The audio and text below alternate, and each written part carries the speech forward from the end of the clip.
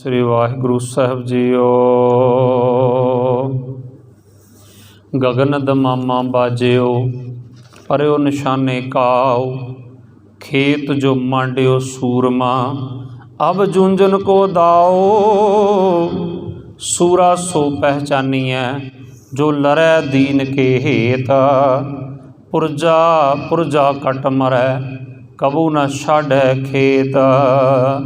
पुरजा पुरजा कट मरै कबू न छाड़ै खेत। गुरु प्यारी साध संगत जी, सूरमा जंग के मैदान में पहचानिया जाता है। बाबा कबीर जी के अमृत बचन हैं श्री गुरु ग्रंथ साहिब जी महाराज के गगन दमामा बाजो, जदों जंग के मैदान का नगारा वजे पर वो निशाने घाओ, निशाने ला ला के वार करना, जिन्हों सैना विच आर्मी एक गोली एक दुश्मन आख्या जाता है। एक गोला एक टारगेट, एक कंसैप्ट श्री गुरु ग्रंथ साहिब महाराज जी का है। एक गुरु गोबिंद सिंह साहब की सैना की मर्यादा है। एक गोली एक दुश्मन। सूरा सो पहचानीए, सूरमा कित्थे पछाणिया जाता? जंग के मैदान में जो लरै दीन के हेत, इन्नी बहादरी ना लड़े पुरजा पुरजा कट मरे कबू न छाड़े खेत। के महावाका अनुसार मैं आप जी दे नाल एक ऐसे सूरबीर योधे महाबली की वारता साझी करांगा जो शेरे पंजाब महाराजा रणजीत सिंह के राज का एक इहो जिहा सतारा सी। वैसे तो उहदे राज की बड़े शान सतारे सन। भाई निधान सिंह पंज हत्था वर्गे, शेरे पंजाब महाराजा रणजीत सिंह का जरनैल सरदार हरी सिंह नलूआ, अकाली बाबा फूला सिंह, सरदार शाम सिंह अटारी ते होर बड़े जरनैल सन। पर इन्हां सतारियां दे विचों एक बड़ा चमकदा सतारा इहो जिहा होया, मैं जिहदा जीवन आप दे नाल साझा कर रहा हाँ। वो सी जनरल जोरावर सिंह। जनरल जोरावर सिंह एक ऐसा जरनैल सी महाराजा रणजीत सिंह दा, जिहदे शरीर दा एक एक वाल दा मुल पिया, ते जिस जरनल दी शरीर दी एक एक बोटी दा मास विकिया, जिस जरनल दी शहादत तो बाद भी वो दो कबीलियां च लड़ाई हुई, जंग हुई। नहीं तो ये जंग की की लोड़ सी? तुहाडा एडा वड्डा दुश्मन मारिया गया, उन्होंने चुक के सुट दो, काम खत्म हो जाएगा। पर यह भी एक कारण सी, मैं अंत में आप नाल साझा करांगा कि उहदी शहादत तो बाद जंग क्यों होया। आओ थोड़ा जिहा वो समा विचारीए जदों जनरल जोरावर सिंह ने चढ़ाई की कश्मीर ते, इन्हें कश्मीर नूं फतेह किया। उस तो बाद 1841 की गल है, जिस इलाके का अज रेड़का चल रहा चीन ते भारत का रेड़का, 1841 ये सिख राज का हिस्सा सी, ये सरकारे खालसा का हिस्सा सी। टकलाकोट दे विच अज जोरावर फोर्ट बनया होया है, जनरल जोरावर के नाम ते किला बनया होया। ये किला जिहड़ा है ये महाराजा रणजीत सिंह दे उस जरनैल जनरल जोरावर सिंह ने उसारिया सी। वो सिख जरनैल वो राज दे झंडे उन्हें इहो जे गड्ढे सन। उथे कश्मीर घाटी तो तिब्बत तक राज सी। उस समय शेरे पंजाब महाराजा रणजीत सिंह दा उस पासे दा राज, दुनिया का यह इको एक ऐसा योधा सी जिस दे शरीर की बोटी बोटी 230 रुपए किलो के हिसाब नाल उस समय इहदा मास विकिया सी। लेह लद्दाख तो तिब्बत नूं जदों ये तुरिया ना, इन्हें मान सरोवर झील नूं दा इलाका सारा ही बड़ी आसानी दे नाल फतेह कर लिया। तो जदों मान सरोवर झील का इलाका फतेह करके ये परांग तिब्बत वाले ने चढ़ाई की ना, तो अंग्रेज बुरी तरह बुखला उठे। अंग्रेज़ों ने लाहौर दरबार नूं सुनेहा भेज के महाराजा रणजीत सिंह को हुक्म दवा के इस जनरल जोरावर सिंह नूं उत्थों वापस बुला लिया। महाराजा रणजीत सिंह ने हुक्म दिता कि अपनियां फौजां लैके हुण तूं वापस लाहौर पहुँच, क्योंकि ये अगे नूं परांग दे इलाके नूं तिब्बत वल नूं वधदे जा रहे सन। ये सारा इलाका खालसा राज के अंदर आसानी नाल मिला लेना चाहुंदे सन। जदों वापस आ रहे सन, वापस ते टोयो देश स्थान के उत्ते तिब्बती फौजा ने इन्हां ते फिर हमला कर दिता। पर इस समय सिख फौज की गिणती बड़ी घट सी, क्योंकि जंग समाप्त करके वापस जा रहे सन। कुदरती गल है कि इन्नी तैयारी नहीं सी, चढ़ाई वेले तैयारी हुंदी है। गिणती बड़ी घट सी। दूजी एक उस समय दिक्कत ये सी फौजां दे सामने कि -45 डिग्री टैंपरेचर सी उस इलाके का, तो सिख फौजां इन्नी ठंड विच लड़न दियां आदी नहीं सन, तो कोल उन्हां दे छकण वास्ते सिर्फ कच्चे चौलों तो इलावा कुछ नहीं सी। कच्चे चौलों का भोजन फिर भी चिट्टी बर्फ का जिहड़ा रंग सी उस समय इतिहासकार कहंदा लाल हो गया सी। सिख फौजां इन्नी बहादरी नाल इस स्थान दे उत्ते लड़ियां। अंत नूं एक जनरल जोरावर सिंह दे पट विच आके गोली लगदी है तो घोड़े तो हेठां डिग पैंदा है। दोपहर तक सिर्फ अपने बरछे नाल लड़दा रहिंदा है। फिर की हुंदा, पिछों अचानक जिहड़ा वगाटा मारिया जांदा बरछे दा, एक तिब्बती ने वगाटा मारिया, वो जरनल दे जाके भाव के कमर दे विच वज गया, तो उस बरछा वजन करके फिर गोलियां दी बाशर होई। फिर जनरल जोरावर सिंह दी शहादत होई। ये जरनैल इन्नी बहादरी नाल लड़िया कि इत्थे हरेक कबीले दे सरदार जिहड़े सी ना, उन्हां दे आपस दे विच जंग शुरू हो गई। इस जंग का कारण मुख इहो सी, मैं पहला जिक्र कर रहा सी कि नहीं तो जदों तुहाडा दुश्मन मारिया गया चुक के पासे सुटो तो काम खत्म हो गया। पर इस जरनल की मौत तो बाद आपसी लड़ाई शुरू हो गई। उसका कारण ये सी कि वो कहिंदे सी असीं इहदी लाश चुक के लै जानी, वो कहिंदे सी असीं लै जानी आ।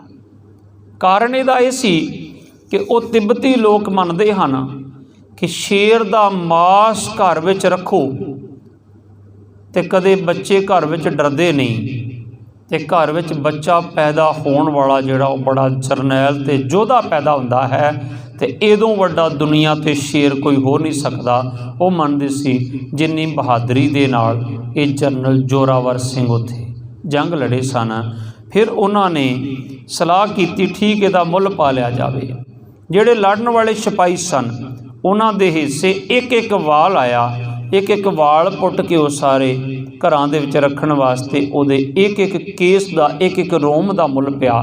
और जिहड़ा मास सी उहदा वो 230 रुपए किलो उस समय, अज का लाखां रुपया होवेगा 230 रुपए किलो, क्योंकि अज तो 35 साल पहला जदों असीं स्कूल जांदे हुंदे सी 8वीं 9वीं की फीस 8-9 रुपए हुंदी सी, ते अज नर्सरी KG की 500 तो 2500 तक फीस हो गई।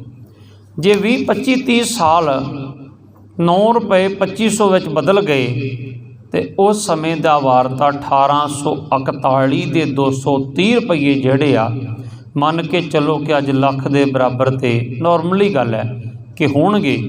इन्ना महंगा उस योधे का शहादत तो बाद जिहड़ा वो मास विकिया सी, पर इहदा मास इन्हां ने सारा आपस विच वंड लिया। तो उत्थे एक स्थान है सिगला छोटन। सिगला छोटन उन्होंने एक पूजा का स्थान बनाया। उत्थे उन्होंने इस योधे का खब्बा हाथ वढ़ के ना ते उत्थे दब के वो पूजा का स्थान एक मट विच पा के उत्थे उन्होंने खब्बा हाथ उहदा दबिया होया दफनाया होया, तो उहदे उत्ते जगह बनाई हुई पूजा का स्थान। सिगला छोटन का भाव यह है कि शेर सुता पिया है। वो अज भी मनते आ कि इत्थे शेर सुता होया है। उस शेर की याद विच उन्हां इउं मान लो कि मंदिर बनाया होया है, तो उत्थे जदों भी कोई औरत गर्भवती हुंदी है तो उदों उहनूं उत्थे लैके आउंदे हन।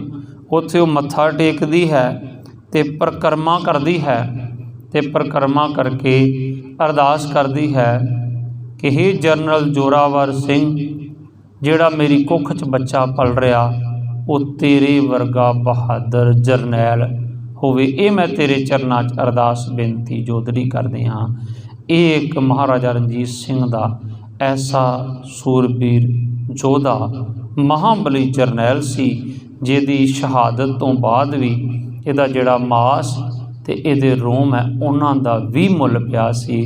सो महाराजा रणजीत सिंह दे राज दी जदों बातां पाउने आ, जदों साडे सत्कारयोग प्रधानमंत्री अटल बिहारी वाजपेयी ने भी गल कीती सी ना कारगिल दी युद्ध तो बाद, ते उन्होंने इक्को जवाब दिता सी। इन्हां कहा जमीन साडी, उन्हां कहा ना तुहाडी ना साडी। कहंदे किहदी है? कहंदा उन्हां कढ के पेपर विखाए, कहंदे लिखिया सरकारे खालसा। ये सरकार ए खालसा का राज है तो हुण सरकार ए खालसा का राज है ही नहीं। जदों उन्हां दा होवेगा तो वो साडे नाल गलबात कर सकते हैं, भाव कि वो इलाका अज भी सरकार ए खालसा का लिखिया होया है। पुरातन समयां दे विच उत्थे खालसाई निशान ही लहराउंदा हुंदा सी, पर अज साडे देश का उत्थे झंडा तिरंगा जिहड़ा वो झूलदा है। साडे जरनैल योधे अज भी उत्थे बड़ी बहादरी दे नाल लड़िया करते हैं। सो शेरे पंजाब महाराजा रणजीत सिंह दे राज दियाँ असी की बातां पा सकते हाँ, जिस योधे ने 10 साल विच 3 जंगां जित लईआं, जिस योधे ने 13वें साल दे विच अपने दुश्मन का सिर वढ़ लिया, 12 साल च उहदा पिता भी सिर तो चढ़ाई कर गया। ऐसे समय दे विच उस सूरबीर योधे ने पर जवानी दे विच महाराजा बनने तो पहला ही जमान खान नूं वंगार दिता, अहमद शाह अब्दाली दे पोतरे नूं उहनूं भजा दिता, खदेड़ दिता ते 1801 दे विच वो महाराजा बन गया। काबल कंधार दीआं कंधां उहदे नां तो कंबियां करदियां सी। जिस योधे ने एक अरदास करके अटक दरिया नूं पार कर लिया, जिस अटक दे विच कदे बेड़ी जां किश्ती नहीं पैंदी हुंदी सी। मेन गल मैं कहां कि उहदा राज पता किड्डा सी, 1045 मील स्क्वायर जिहड़ी जमीन है उस दे उत्ते वो राज करदा हुंदा सी। शेरे पंजाब महाराजा रणजीत सिंह सरकारे खालसा दा एडा वड्डा राज सी। सो सतगुरु कृपा करन महाराजा रणजीत सिंह दे राज दियां जदों बातां पाउण लगीए ना, एडा विशाल राज है कि उहदे राज दे जिहड़े पासे नूं वेखीए उधरों ही इतिहास दे विचों कुछ ना कुछ मिल जाता है कि महाराजा रणजीत सिंह ने कित्थे तक मल्लां मारियां। उहदे दरबार की एक तस्वीर बड़ी वायरल हुंदी है। मैं कई बारी गल करदा हुंदा सैना विच कि सानूं महाराजा रणजीत सिंह दे राज चों कुछ सीखना चाहिए। कई हादसे होए साडे आज़ादी तो बाद भी, जम्मू कश्मीर दे विच क्वार्टरां दे विच मिलीटेंट आ गए, बच्चों नूं मार के चले गए, होर फौजियां का नुकसान करके चले गए। पर महाराजा रणजीत सिंह दे राज विच ऐसा क्यों नहीं कदे होया? महाराजा रणजीत सिंह दे राज विच खासियत की सी? जदों उहदे दरबार की फोटो वेखोगे ना तो उहदा दरबार जिहड़ा मैनूं इउं लगदा फोटो 'च देखण नूं कि जिवें 10-11 फुट उच्चा उहदा तख्त लगदा होवे। अज असीं भी लाउने तख्त, असीं एडा क तख्त लाउने कि आसानी ना कोई बंदा उत्ते पैर रख के चढ़ सकदा। पर महाराजा रणजीत सिंह दा जिहड़ा तख्त लगदा सी ना 10-11 फुट उच्चा तख्त लगदा सी। ਉਹਦੇ ਉੱਤੇ अगर कोई बंदा चढ़े चाहे घोड़े ते चढ़ के भी वार करना चाहे तो नहीं सी पहुँच सकता। दरबार किवें लगदा सी? ये नहीं सी लगदा कि महाराजा इत्थे बैठा तुसीं सारे सामने बैठे हो। महाराजा रणजीत सिंह दे चारे पासे दरबार लगदा सी, उहदे चारे पासे उहदी फौज बैठी हुंदी सी। और मैनूं इउं लगदा जिवें अज घुम्मण वाली कुर्सी हुंदी ना, इहदी कोई महत्वता सी। जिहड़ी ऑफिसां दफ्तरां घुम्मण वाली कुर्सी हुंदी, इहदी एक महत्वता हुंदी आ। मैनूं लगदा उस समय भी महाराजा रणजीत सिंह कोल ऐसा बंदोबस्त होएगा, वो सारे पासे घुम के अपने फौज नूं उपदेश दिंदा होएगा। और उस समय उहदे कोल उस स्टेज दे तख्त दे चारे पासे जरनैल शस्त्रधारी होके खड़े सन। वो बेतरतीब किते बंदूक लैके उत्थे को खड़ा, कोई नेजा लैके इत्थे खड़ा, कोई उत्थे खड़ा। भाव उहदा इह सी कि अगर कोई बाहरों हमला करन भी आवे उन्होंने भै रवे कि आ जिहड़े योधे खड़े इन्होंने तो मैनू बिल्कुल पिछे भी नहीं घूमण देना, मुड़ नहीं देना। अज जदों साडे ऐसे प्रोग्राम हुंदे सानू हमेशा सिक्योरिटी का ख्याल जरूर रखना चाहिए। मैं क्योंकि साडी उदों पलटन सारी इकट्ठी हुंदी, असीं एक जगह सारे इकट्ठे हुंदे आ, उदों बिल्कुल वैपन जिहड़े आ वो तैनात करके फिर ही सानू ऐसे प्रोग्राम उलीकने चाहिए। ये महाराजा रणजीत सिंह दे राज विचों सानू सिक्योरिटी व्यू दे उत्तों सीखण नूं मिलदा है। वो इउं कह सकदा मैं सब तो दुनिया का अमीर बादशाह सी शेरे पंजाब महाराजा रणजीत सिंह। सतगुरु कृपा करन। एक मैं होर तुहाडे नाल इतिहास की वार्तालाप साझी करांगा। एक सिੱਖਣ वाला पिंड है एक जिहड़ा अज नेपाल दे विच है। छोटी जी वार्ता मैं तुहाडे नाल साझी कर ही जावां।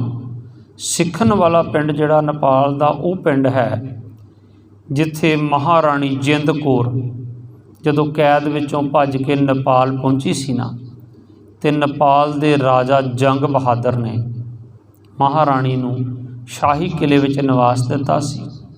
ਤੇ ਜਿਹੜੇ ਸਿੱਖਾਂ ਨੂੰ ਪਤਾ ਲੱਗਾ ਨਾ ਸਾਡੀ ਮਹਾਰਾਣੀ ਪਹੁੰਚ ਗਈ ਨੇਪਾਲ, ਉਹ ਕਈ ਸਿੱਖ ਵੀ ਪਿੱਛੇ ਨੇਪਾਲ ਪਹੁੰਚ ਗਏ। ਤੇ ਉੱਥੇ ਮਹਾਰਾਣੀ ਦੇ ਕਹਿਣ 'ਤੇ ਉਸ ਰਾਜੇ ਨੇ ਇਹਨਾਂ ਸਿੱਖਾਂ ਨੂੰ ਜਗੀਰਾਂ ਦੇ ਦਿੱਤੀਆਂ। ਤੇ ਉਹ ਜਿਹੜਾ ਸਿੱਖਨਪੁਰਾ ਪਿੰਡ ਹੈ ਨਾ, ਸਿੱਖਨਪੁਰਾ, ਉਹ ਪਿੰਡ ਅੱਜ ਹੀ ਵਸਿਆ ਹੋਇਆ। ਉਸ ਪਿੰਡ ਦੀ ਖਾਸੀਅਤ ਵੇਖ ਕੇ ਮੈਂ ਹੈਰਾਨ ਹੋ ਗਿਆ ਕਿ ਉਸ ਪਿੰਡ ਦਾ ਕੋਈ ਬੱਚਾ, ਕੋਈ ਬਜ਼ੁਰਗ ਕੇਸ ਨਹੀਂ ਕਤਲ ਕਰਵਾਉਂਦਾ, ਕੋਈ ਦਾੜੀ ਨਹੀਂ ਕਤਲ ਕਰਾਉਂਦਾ। ਖੁੱਲ੍ਹੇ ਪ੍ਰਕਾਸ਼ ਕੀਤੇ ਦਾੜੇ, ਦਮਾਲੇ ਸੱਜੇ ਹੋਏ। ਉਹ ਸਿੱਖਨਪੁਰਾ ਪਿੰਡ, ਉੱਥੇ ਮਹਾਰਾਣੀ ਜਿੰਦ ਕੌਰ ਨੇ ਸਿੱਖੀ ਦੇ ਬੂਟੇ ਨੂੰ ਪ੍ਰਫੁੱਲਤ ਕਰਾਇਆ।